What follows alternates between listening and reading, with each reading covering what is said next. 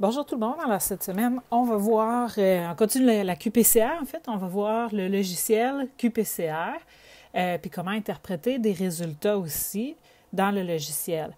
Alors moi, je vais vous montrer le logiciel qu'on utilise au Cégep, qui est le logiciel CFX Manager, qui vient avec l'appareil de Biorad qu'on a au Cégep. Peu importe la machine que vous utiliserez, si vous avez à en faire plus tard, ça vient toujours avec le logiciel de la compagnie. Okay? Donc, ils se ressemblent tout un petit peu dans le sens où ils permettent de faire les mêmes choses. Donc, de passer de l'un à l'autre, c'est vraiment pas très compliqué. Et puis, en ligne, pour chacun des logiciels, vous pourrez facilement trouver des tutoriels sur comment utiliser le logiciel QPCR là, associé à la machine en question. Puis il y a toujours beaucoup de services à la clientèle aussi pour l'utilisation de ces logiciels-là puis de ces appareils-là. Donc moi, je vous montre un modèle, mais ce que je veux vous montrer surtout, c'est à quoi ressemblent les résultats QPCR parce que ça se fait toujours dans un logiciel puis à l'ordinateur. Donc, on y va sans plus tarder. Alors, je vais vous montrer un exemple de ce que je fais faire généralement là, dans ce cours-ci comme expérience QPCR. Je travaille avec le kit CSI, qui est une petite expérience là, que vous allez voir avec David pour identifier un suspect. Mais ce que je fais en QPCR, en fait, c'est de démontrer l'aspect semi-quantitatif de la QPCR à partir de ce protocole-là puis de ces ADN-là. Okay? Donc, c'est une dilution en série. Et puis, on va retravailler avec les résultats la semaine prochaine pour pas juste les interpréter là, pour comprendre à quoi ils ressemblent, mais aussi pour les analyser puis leur donner une valeur numérique de comparaison, faire de la normalisation, puis vérifier il y a combien de fois plus d'ADN à chacun, etc., avec l'aspect semi-quantitatif. On va voir ça la semaine prochaine, mais pour l'instant, je vais vous montrer surtout l'allure des courbes, puis comment on fait pour valider que notre expérience, elle est bonne. Donc, je vous montre ici, c'est le programme PCA qui est dans le protocole CSI. On l'avait déjà vu, vous allez le revoir aussi. Donc, un programme PCR en tableau, là, tout ce qu'il y a de plus classique. Et puis, quand on arrive dans le logiciel, bien, il va falloir programmer le programme PCR avec le logiciel parce que l'ordinateur est connecté à la machine et c'est l'ordinateur qui fait fonctionner la machine QPCR. Donc, il existe des modèles aussi, on peut le programmer directement sur un écran tactile sur la QPCR. Donc, ça ressemble à ça ici. Le visuel peut varier d'une compagnie à l'autre, mais grosso modo, j'attire votre attention sur les petites choses qui sont très importantes à écrire dans l'interface pour être sûr d'avoir les bons paramètres. Donc, évidemment, on va avoir chacune des étapes, okay, donc, qui sont numérotées, 1, 2, 3, 4, 5. Ça ici, je vous en parle dans quelques instants. Donc, si on regarde sur la diapo précédente, on va voir qu'on avait 94 degrés Celsius pendant 2 minutes pour la première étape. Ensuite de ça, je commence ici les cycles qui vont se répéter. Donc, on a 94, 30 secondes, 52, 30 secondes, 72, 1 minute. Puis ensuite de ça, on ajoute une étape qu'on appelle « Go to ». Donc, dans le fond, pour répéter le nombre de fois. Alors ici, on est dans une PCR de 40 cycles. Donc, on va répéter les étapes 2 à 4, 39 fois. C'est ça qu'on a programmé. Alors, à gauche ici, on peut, en cliquant, ajouter des étapes, insérer un « go to ». Fait que là, on dit, on retourne à quelle étape, combien de fois. Donc, insérer une courbe de fusion, la MEL curve, qui est super importante. Je vais vous montrer à quoi ça sert. On va la regarder ensemble. Elle a été ajoutée. Okay? Donc, on voit ici l'étape 6, MEL curve. Ce sont les paramètres automatiques de la machine. Ça fait très bien la job pour la plupart des expériences, mais il y a des nouveaux protocoles qui se basent sur la MEL curve pour faire de la discrimination allélique. Je vais en parler un petit peu dans les applications biologie moléculaire. Donc, on voit ici la MEL curve ou courbe de fusion. Donc, ça fait juste augmenter là, entre 55 et 95 de 0,5 degrés Celsius à chaque 10 secondes. Fait qu'on va chauffer tranquillement l'ADN pour le dénaturer puis prendre des mesures. Fait que pour l'instant, ça a probablement l'air flou un petit peu pourquoi on fait ça, qu'est-ce que c'est ça, mais je vais vous montrer là, dans cette présentation-ci à quoi sert la Mel Curve et pourquoi on la fait. Une petite chose qui est très, très importante, c'est la petite caméra ici, à la fin de l'étape 4. Okay? Donc, quand on a fini un cycle, notre cycle de 3 étapes, dénaturation, hybridation, élongation, c'est très important d'avoir la petite caméra ici. Bon, c'est un logo de caméra sur ce logiciel-ci, mais c'est Plate Read. Okay? Donc, à chaque cycle, l'appareil va faire une lecture de fluorescence qui va être émise par la réaction. Et c'est ça qui nous permet d'être semi-quantitatif. Donc, c'est vraiment important. C'est ça l'ajout qui est exceptionnellement pertinent de la QPCR. Donc, c'est la différence avec le Endpoint PCR où on n'a pas de lecture à chaque cycle, mais juste une lecture complètement à la fin. Ici, on va avoir une lecture à chaque cycle. Et c'est ce qui fait le temps réel. Une autre petite chose importante, c'est le volume. Alors, il faut toujours indiquer ici, c'est quoi le volume final dans nos tubes. Quand on prépare une réaction PCR, on a toujours plus qu'un tube. C'est sûr, on a des contrôles, probablement plusieurs patients aussi. Donc, chacun de ces tubes-là doit contenir exactement le même volume. Alors, c'est important de mentionner ici, là, pour avoir un bon ajustement de paramètres, quel est le volume qu'on a dans chacun de nos puits. Donc, dans ce protocole, on travaillait avec 12,5 microlitres de Mastermix, 12,5 microlitres d'ADN pour un total de 25 microlitres. Mais ça peut varier d'un protocole à l'autre, il faut l'ajuster. Donc ici, combien de temps ça va prendre? C'est un estimé, 2h44. La même expérience avec une PCR ordinaire dans un thermocycleur pourrait prendre plus 3h30, 4h. Donc ça va déjà un petit peu plus vite à cause de la performance de la plaque. C'est ça ici. Donc les plaques qu'on a, les plaques chauffantes dans les appareils QPCR sont très performantes. On ne va pas discuter de ça dans ce cours-ci, c'est plus pour faire des optimisations, des choses comme ça. Mais les plaques chauffantes, dans le fond, chaque rangée, chaque colonne, est indépendante l'une de l'autre côté température. Donc, on peut mettre des températures différentes pour différents échantillons dans une même expérience, dans une même run. Alors, ça, c'est très, très performant. Donc, insérer une courbe de fusion ici. Oh, pardon, j'ai changé de diapo, là. OK, donc, ici, on ajoute un plate read, OK, donc une mesure de fluorescence. Je vous rappelle que la mesure de fluorescence se fait avec un laser qui va se promener au-dessus de la plaque. Donc, c'est très important de ne pas écrire sur les couvercles pour laisser cet espace-là transparent afin que le laser puisse aller mesurer la fluorescence. Puis on peut enlever une étape puis faire des petites options. Okay? Donc, grosso modo, c'est comme ça qu'on prépare notre programme. Donc, une fois que notre programme est fait, la prochaine étape, ça va être de faire le design de plaque à l'ordinateur. Okay? Donc, on peut le faire à l'ordinateur déjà dans le logiciel, l'imprimer pour faire notre préparation en laboratoire, notre pipetage, etc. Mais c'est très important de le rentrer aussi dans la machine. Alors, je vous montre les petites choses importantes ici. Le design est déjà fait.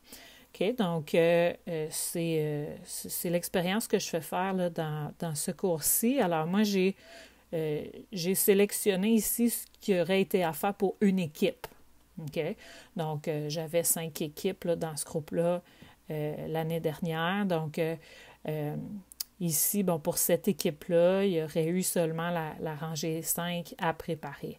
Alors, première petite chose, c'est très important d'indiquer à la machine où est-ce qu'on veut que la lecture de fluorescence se fasse et à quelle longueur d'onde il faut la faire.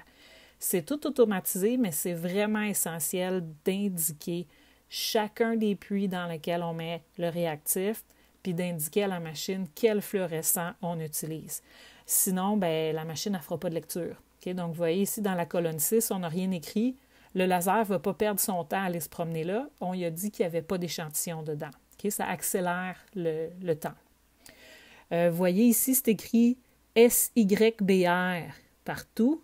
Okay? Donc, dans chacun des puits, SYBR, c'est le nom du fluorophore qui est utilisé. C'est le Cyber Green. Okay? Donc, en cliquant là-dessus, j'ai tout un paquet d'options. Là, il y en existe plein des fluorescents sur le marché. Alors, si on regarde dans notre protocole, quel est le fluorescent dans le Master Mix, on clique dessus et puis il va apparaître ici. Puis là, on dit pour chaque puits, on clique sur tous ces puits-là, puis on va cocher ici « Cyber ». Donc ça veut dire qu'on dit à la machine, il faut faire une lecture dans tous ces puits-là, mais il n'y a pas besoin de faire de lecture dans la colonne 6 et plus parce qu'il n'y a pas d'échantillon. Ensuite de ça, on va sélectionner par groupe. Fait que là, je pourrais sélectionner tous ceux que j'ai mis en vert ici. On va aller dire c'est quoi le type d'échantillon. Alors, on a plusieurs types d'échantillons. Pour nos patients, ça va toujours être des inconnus, unknown. Si on fait une courbe standard avec des références d'ADN, de concentration connue, on va les identifier comme standard. Alors, nous, ici, ce qu'on voulait faire, c'est une courbe de dilution. Donc, une dilution en série. Donc, on a mis que c'était des standards, puis on a mis des concentrations relatives, okay, pour voir l'aspect semi-quantitatif de l'expérience. NTC, ça, on en avait parlé un petit peu, ça veut dire No Template Control. Alors, ça, c'est un contrôle négatif qui n'a pas d'ADN. C'est de l'eau qu'on met à place de l'ADN. Très important de le faire pour vérifier que notre Master Mix n'est pas contaminé. Alors ici, on en a fait deux NTC. Selon notre expérience, on peut avoir aussi des contrôles positifs, des contrôles négatifs.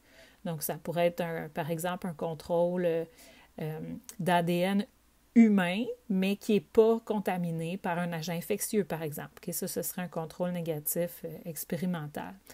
Puis, NRT, c'est pour No Reverse Transcription. Okay, donc, on peut faire les RT-PCR aussi dans le QPCR. C'est très souvent utilisé d'ailleurs. Et dans ce cas-ci, on va faire un contrôle qui n'a pas eu de transcription inverse. Okay, donc, c'est des contrôles expérimentaux aussi. Donc, on avait vu les RT-PCR là, pour, par exemple, permettre de détecter des virus à ARN. Donc, ça transforme l'ARN en ADN, puis après, on fait la PCR. Donc, vous allez remarquer dans la petite expérience, en fait, il y a seulement 3 échantillons. Donc, un échantillon d'ADN, donc c'est l'ADN CS, là, c'est comme ça qu'on a appelé l'ADN, okay, qui est dilué une fois dans 100, une fois dans 10 000 et une fois dans 1 million. Donc, on prend notre ADN, on fait une petite dilution en série et ensuite, dans la préparation de notre expérience QPCR, on va faire un duplicata pour chaque concentration. Donc, ça ici, là, ces 2 échantillons-là, les 2 premiers échantillons que j'ai sélectionnés, c'est un duplicata. Donc, c'est un réplica technique. On refait 2 fois exactement la même chose.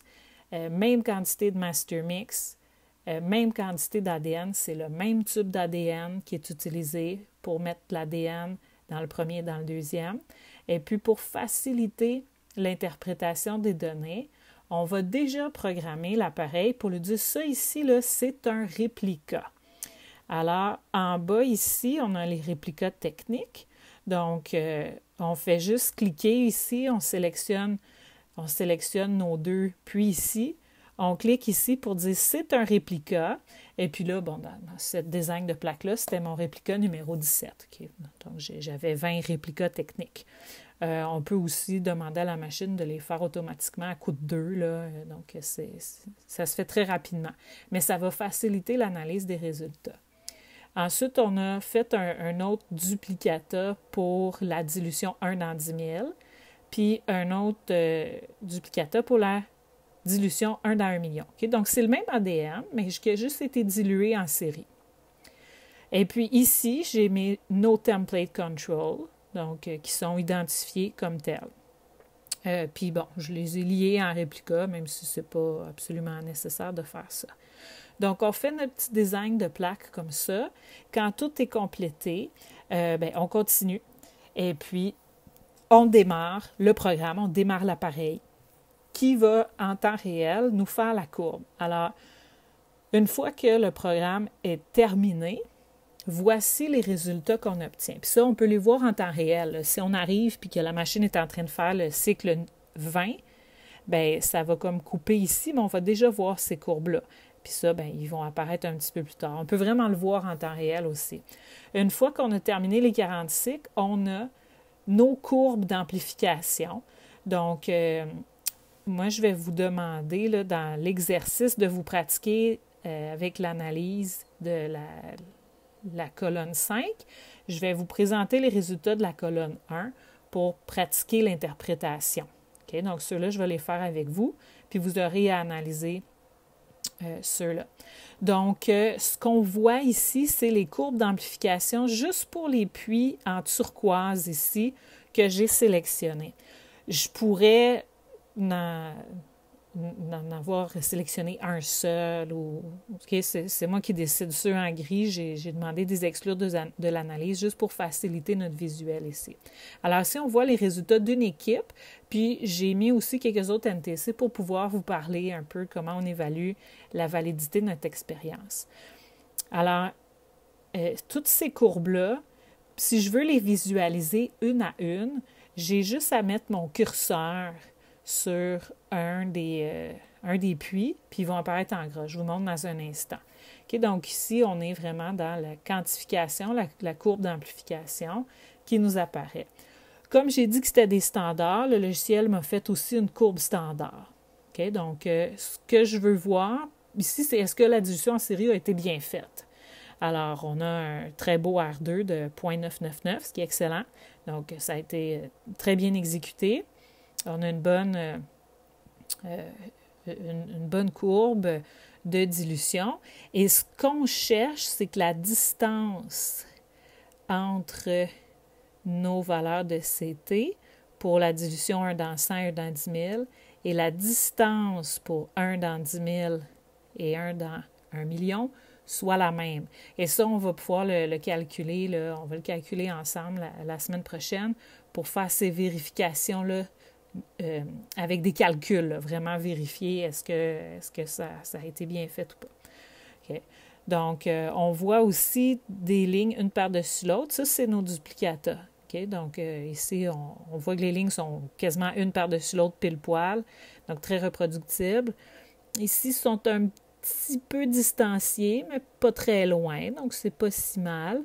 Et puis l'autre, ben ça se confond un peu avec les NTC, mais c'est une pas si pire reproductibilité aussi. Puis on voit les résultats bruts qui apparaissent ici, là, la mesure de la valeur CQ-CT. Ça, c'est plus intéressant de la regarder dans le tableau des résultats qui est ici, Quantification Data, qu'on va regarder aussi dans un instant. Okay? Donc, comme je vous dis, si je mets mon curseur sur un puits, alors ici, j'ai mis mon curseur là, tout simplement sur le premier standard. Regardez ce qui se passe. Ici, il devient orangé. Ici, sa courbe devient en gras, donc on la visualise très facilement. On voit son point apparaître si c'est un standard dans la courbe standard. Et puis, on voit son résultat brut ici. Donc, même chose avec le standard 2. Okay, donc, j'ai pris le premier ici du duplicata. Même chose avec le standard 3. Et puis, je vais vous montrer les 3 NTC, okay, parce qu'il y a des petites questions à se poser ici. Dans cette équipe-là, voici le résultat du NTC.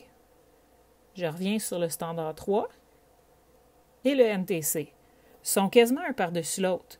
Ça, c'est pas souhaitable. Alors ici, il y a une question importante à se poser. Est-ce que c'est contaminé, ça, là? OK, donc, il y a eu une amplification, là, qui est de... si on regarde, là, le croisement de la ligne avec le threshold, là.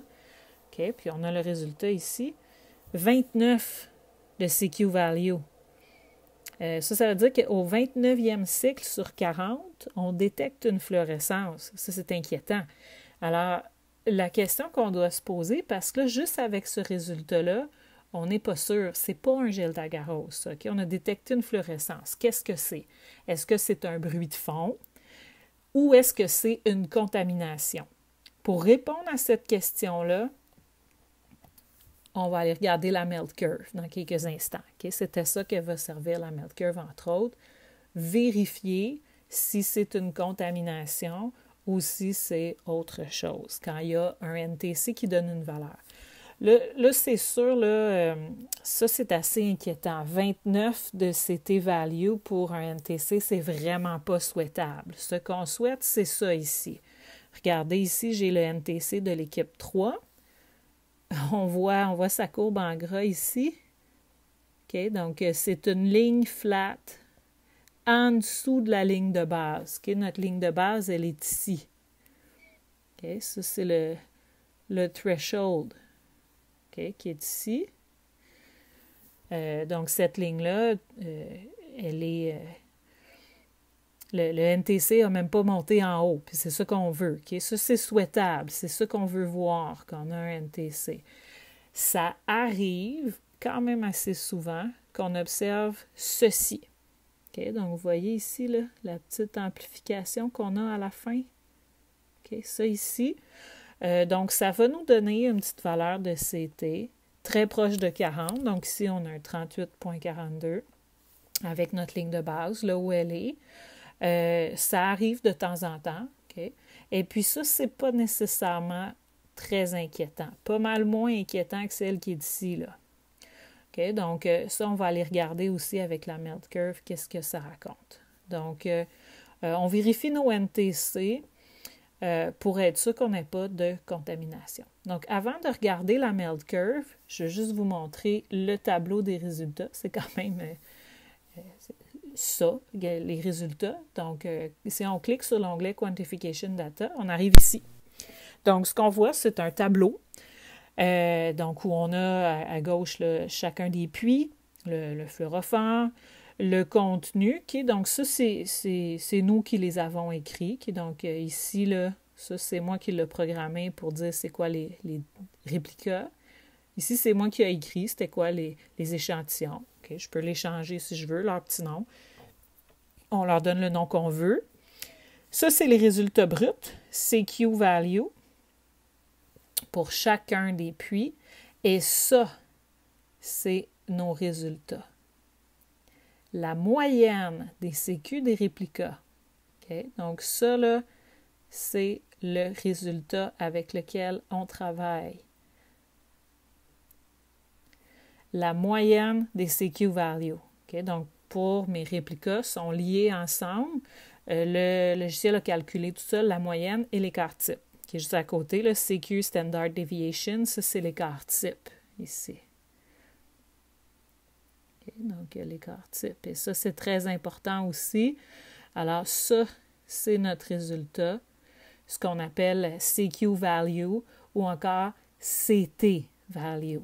Okay, donc, ici, là, on peut se noter, là, CQ égale à CT, okay, ça dépend des logiciels, c'est la même chose. Okay, donc, c'est pour le cycle quantitative ou cycle threshold. Mais ça, c'est le résultat avec lequel on travaille. L'écart type, c'est très important d'y jeter un petit coup d'œil ici. Okay, donc, ça, là, l'écart type, à quoi ça sert? Ça, c'est pour vérifier qu'on a été reproductible.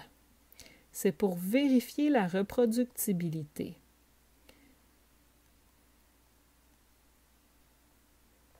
OK, donc on va le mettre dans cette diapo-ci. Ici, là, j'ai mis ici un petit carré, là.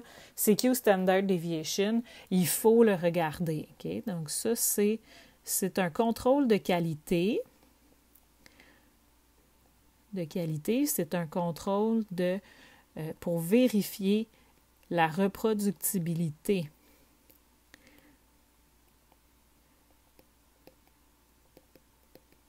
Alors, quand on est très reproductible, l'écart type, il est tout petit. Okay? Donc, il faut être reproductible. Si on n'est pas reproductible, on ne peut pas tirer de conclusion semi-quantitative, il faut recommencer l'échantillon. Donc, on est reproductible lorsque la valeur ici d'écart type ou de standard deviation est plus petite ou égale à 0,300. On n'est pas reproductible si c'est en haut de ça. Donc, si la valeur est plus grande que 0,300. Et qu'est-ce qui arrive quand c'est non reproductible? Il faut recommencer si on veut une valeur quantitative. Okay? Le QPCR fait tout ce qu'un PCR ordinaire peut faire et bien davantage. Donc, si on veut juste savoir s'il y a la présence d'un micro-organisme, okay? Un test de détection, mais si ça nous dit qu'il est là, il est là. Fait que peu importe la valeur de CQ, dès qu'on a une amplification, on sait que le patient est contaminé, on sait quel traitement faire. Fait que pas trop besoin d'être reproductible, puis à ce moment-là, on ne se cassera pas la tête non plus à faire des duplicata, des triplicata. Si par contre, recommencer. Tabarouette. Hein? Okay. Donc, si par contre, on veut du semi-quantitatif, c'est vraiment important d'être reproductible. Vraiment très important. Okay? Donc, si nos valeurs ici sont trop différentes l'une de l'autre, laquelle est la bonne? Ou est-ce que c'est entre les deux, ce qui va être la moyenne? On ne le sait pas. Okay? Donc ici, ça c'est OK. Ici, ça c'est pas reproductible. Alors, est-ce que c'est 21,3? Est-ce que c'est 20,83? Est-ce que c'est 21,07? Bien, c'est supposé d'être toute la même chose, ça, là. Alors, on n'a pas réussi à être très reproductible. On a peut-être fait une erreur de pipettage qui nous fait baisser la valeur, qui nous fait augmenter la valeur artificiellement, qui est à cause d'une erreur technique, carrément. Okay? C'est dans le pipetage que ça se passe. Et ça prend un petit peu d'expérience de devenir très reproductible en QPCR. Donc, on va reprendre. On va reprendre ça pour savoir c'est quoi la vraie valeur. C'est bien important pour faire du semi-quantitatif. Okay. Donc, la MELD curve, on va aller regarder ça, la MELD curve. Alors, la MELD curve, c'est ça ici, mais ce qui nous intéresse vraiment, c'est le MELD peak. Ça, c'est intéressant. Beaucoup plus facile à interpréter. Alors, qu'est-ce qu'on a fait ici? On a augmenté la température, comme on le voit ici, sur l'axe des X. Okay? Donc, on augmente la température graduellement et on voit littéralement l'ADN qui se dénature. Alors ici, là, qu'est-ce qui s'est passé? Dénaturation de l'ADN. Ça veut dire que les deux brins d'ADN se sont séparés. Okay? Dénaturation par la chaleur. Fait qu'on voit, ils se séparent. Floup, ça fait une petite pente comme ça dans notre courbe de fusion. Mais quand on le transfère en MELD peak, okay, donc avec la petite formule qu'il y a ici, là, okay, vous n'avez pas besoin de connaître cette formule-là. Ce qui nous intéresse, c'est l'apparence des pics ici. Okay, donc, on voit les pics de fusion. Donc, ici, j'ai mis mon curseur sur le standard 1, ici, qui est devenu en orange. Donc, on voit sa ligne en gras ici, sa ligne en gras ici. Regardez, il y a un beau pic très, très clair ici, qui est à 88,5. Okay, donc, on le voit ici, en valeur numérique sur le tableau. 88,5 degrés Celsius, on a un super beau pic. Qu'est-ce que c'est, ce pic-là? Ça, c'est notre bande d'ADN. Si on le mettrait sur gel, c'est notre amplicon. Okay. Donc, ce que nous permet voir le MELD peak, c'est le nombre d'amplicons qu'on a, le nombre de bandes qu'il y aurait sur un gel. Fait que pas besoin de faire de gel quand on a le MELD peak. Pour cette expérience-là, c'est un petit peu particulier parce que les amorces vont donner plus qu'une bande d'ADN. Alors, c'est subtil, mais on voit ici qu'il y a un autre petit pic dans ce coin-là, qui aurait une valeur là, autour de 86 degrés Celsius. Et il y a effectivement une autre bande, si on le met sur gel. OK? Donc, cette petite bosse-là là, qu'on voit ici, là, ça, ça représente un autre pic. Okay? Donc, s'il n'y avait pas d'autres pics, on verrait vraiment là, juste... Oups, c'est pas très réussi. On verrait vraiment juste un pic comme ça. Okay? Et non pas une espèce de petite bosse ici, là, okay? Qui est le deuxième pic. Donc, disons que pour l'évaluation, je vais vous mettre ça plus simple. Là, et je vais utiliser avec juste un amplicon et non pas deux. Okay? C'est vraiment très particulier à cette expérience-là. Donc, tous les pics qu'il y a ici, à 88,5 degrés Celsius, même ceux qui sont en dessous du threshold, qui sont plus petits ici, ça, c'est notre amplicon. La taille de l'amplicon fait en sorte qu'il dénature ici à 88,5, okay? Parce qu'il est d'une certaine longueur.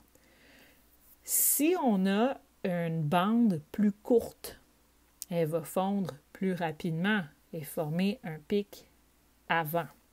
Donc, on va aller regarder c'est quoi ces affaires-là, c'est quoi ces autres petites bosses-là. Parce que normalement, dans une expérience parfaitement optimale, qu'on utilise une seule paire d'amorces pour avoir un seul amplicon, on devrait avoir un seul pic. Et on voit clairement en regardant le graphique rapidement que ce n'est pas le cas pour tous nos échantillons. Celui qui est en gras, on en a deux là, à cause des particularités de l'expérience, dont un majeur. Ça, c'est pas pire. On va aller voir cela, le standard 3 ici. On a notre amplicon. Okay? Donc, l'amplification souhaitée, qui est à 88,5 degrés Celsius, elle est là. Ça a fonctionné. Mais il y a un autre boss ici. Qu'est-ce que c'est ça? Une petite bande, beaucoup plus courte, qui font... mon Dieu, pas grand-chose, 76 à peu près degrés Celsius. Okay? Donc, qu'est-ce que c'est que ça? C'est pas notre amplicon, c'est pas une contamination. Okay? On va aller regarder le NTC. Okay? Pour s'aider, ça, c'est un NTC comme on le souhaite. Dans nos rêves, c'est ça que ça donne. Il ne se passe rien, il n'y a pas d'ADN. Okay? Donc, une petite ligne flat là, comme celle qu'on voit ici. Ça, c'est le NTC de rêve. Dans l'expérience que je fais, c'est des kits pédagogiques, ils ne sont pas parfaits, puis c'est super comme ça parce que ça me permet de vous enseigner ceci. C'est quoi ces pics-là? Qui sont toutes à la même température.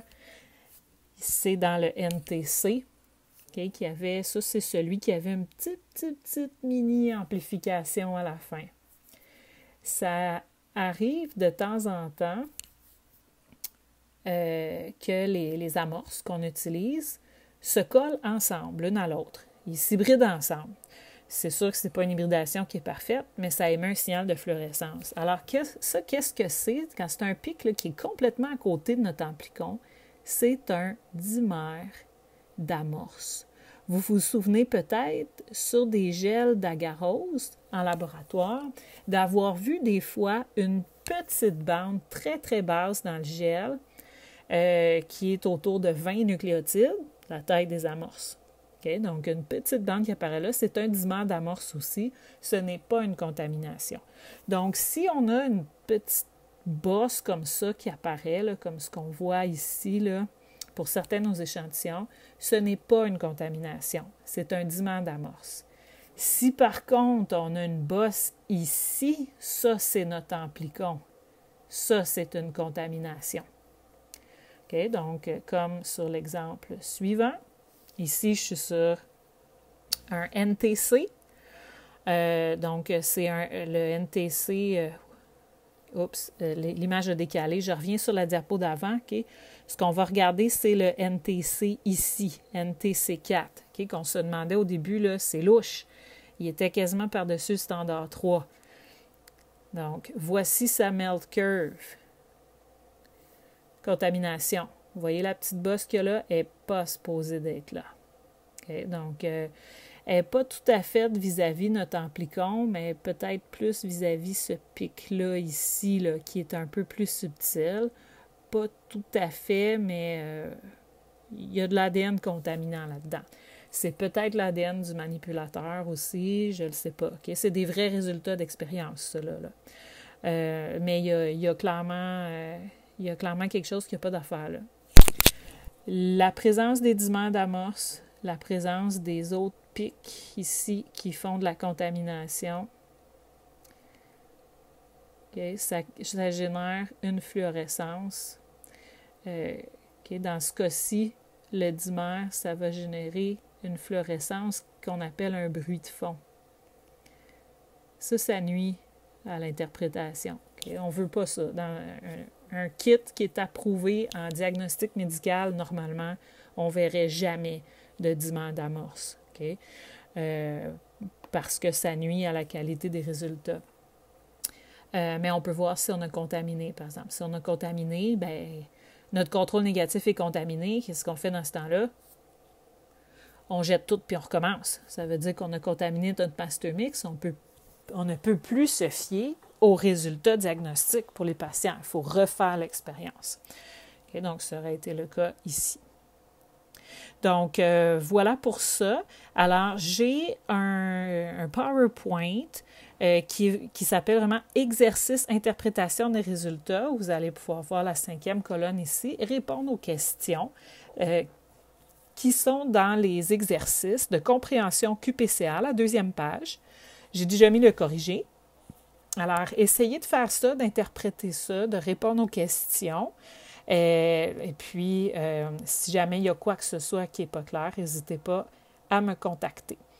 Donc, c'est tout pour le logiciel et l'interprétation des résultats QPCR. Et on se revoit bientôt. Au revoir.